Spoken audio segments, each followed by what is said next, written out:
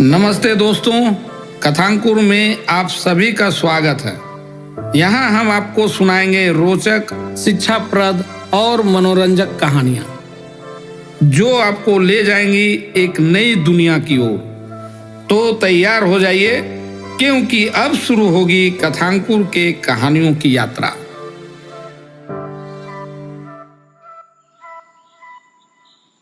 आज की कहानी है धन का सही इस्तेमाल। बहुत समय पहले की बात है।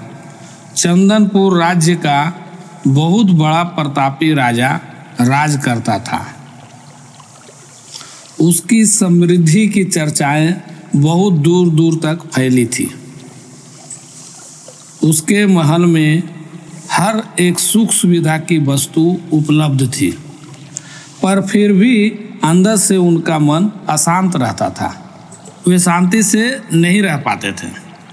उसने कई ज्योतिषियों और पंडितों से इसका कारण जानना चाहा, परंतु कोई हल नहीं मिला। बहुत से विद्वानों से मिला।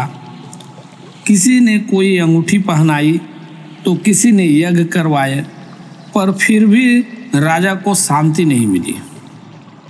एक दिन राजा भेष बदलकर अपने राज्य की सैर पर निकला। घूमते घूमते वह एक खेत के किनारे से गुजरा। तभी उसकी नज़र एक किसान पर पड़ी। किसान ने फटे पुराने वस्त्र धारण कर रखे थे और वह पेड़ की छांव में बैठकर भोजन कर रहा था। किसान के वस्त्र देखकर राजा को दया आ गई। राजा ने मन ही मन सोचा कि किसान को कुछ स्वर्ण मुद्राएं दे दें, ताकि उसके जीवन में कुछ खुशियां आ पाएं। राजा किसान के पास आकर बोला कि मैं एक व्यापारी हूँ, मुझे तुम्हारे खेत पर यह 4 स्वर्ण मुद्राएं मिली।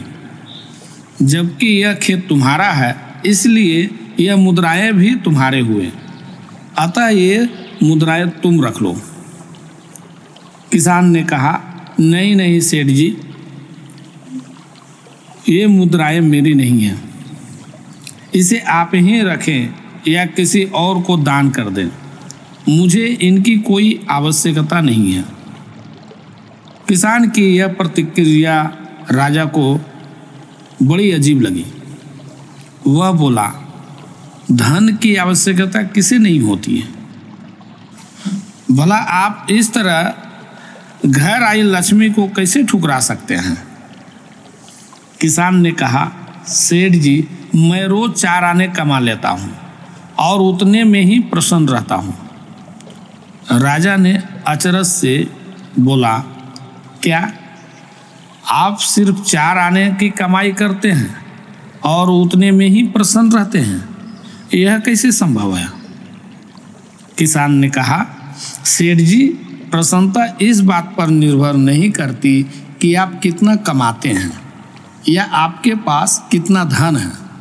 प्रसन्नता उस धन के प्रयोग पर निर्भर करती है। राजा ने उपहास के लहजे में प्रश्न किया, तो तुम इन 4 आने का क्या क्या कर लेते हो? किसान बेकार की बहस में पड़ना नहीं चाहता था। उसने खाना खत्म कर हाथ मुंह धोकर अपने काम में लगने के लिए आगे बढ़ गया। उसने आगे बढ़ते हुए कहा, इन 4 आने में से एक आना मैं कुएं में डाल देता हूँ, दूसरे से कर्ज चुका देता हूँ और तीसरे आना से उधार देता हूँ और चौथा आना मिट्टी में गाड़ देता हूँ। राजा सोचने लगा। उसे यह उत्तर समझ में नहीं आया। वह किसान से इसका अर्थ पूछना चाहता था, पर वो अपने काम पर लग चुका था। इसीलिए राजा उसके पास न जाकर वह सोचते सोचते राजमहल वापस लौट आया। राजा ने अगले ही दिन सभा बुलाई और पूरे दरबार में कल की घटना कह सुनाई और सबसे किसान के उस कथन का अर्थ पूछने लगा। दरबारियों ने अपने अपने तर्क पेश किए, पर कोई भी राजा को संतुष्ट नहीं कर पाया। अंत में किसान को ही दरबार में बुलाने का निर्णय लिया गया। बहुत खोजबीन के बाद किसान मिला और उसे कल की सभा में प्रस्तुत होने का निर्देश दिया गया। अगले ही दिन फिर दरबार लगाया गया और वहां किसान को हाजिर किया गया। राजा ने उस किसान को सम्मानपूर्वक दरबार में बिठाया और उस दिन अपने भेष बदलकर भ्रमण करने के बारे में विस्तार से बताया। और राजा ने किसान से प्रश्न किया, मैं तुम्हारे उत्तर से प्रभावित हूँ और तुम्हारे 4 आने का हिसाब जानना चाहता हूँ। बताओ, तुम अपने कमाए 4 आने किस तरह खर्च करते हो जो तुम इतना प्रसन्न और संतुष्ट रहते हो? किसान ने कहा, हुजूर, जैसा कि मैंने बताया था, मैं 1 आना कुएं में डाल देता हूँ, यानी अपने परिवार का भरण पोषण में लगा देता हूँ। दूसरे से मैं कर्ज चुकाता हूँ, यानी इसे मैं अपने वृद्ध माँ बाप की सेवा में लगा देता हूँ। तीसरे आने को उधार देता हूँ, यानी अपने बच्चे की शिक्षा दीक्षा में लगा देता हूँ। और चौथा आना मैं मिट्टी में गाड़ देता हूँ, यानी मैं 1 आने की बचत कर लेता हूँ, ताकि समय आने पर मुझे किसी से मांगना न पड़े और मैं इसे धार्मिक, सामाजिक या अन्य आवश्यक कार्यों में लगा सकूं।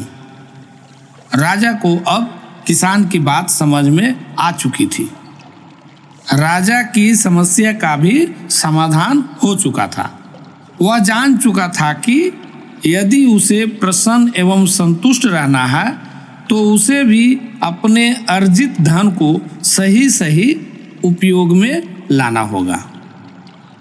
तो दोस्तों, इस कहानी से हमें यह सीखने को मिलता है कि जीवन में संतुलन बनाना जरूरी है और इसके लिए हमें अपनी आमदनी और इस्तेमाल पर ध्यान देना चाहिए।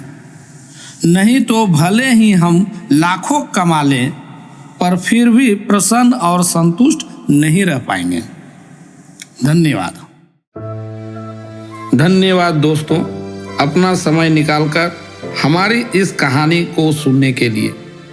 हमें आशा है कि ये कहानी आपको पसंद आई होगी। फिर मिलेंगे अगली कहानी में। धन्यवाद।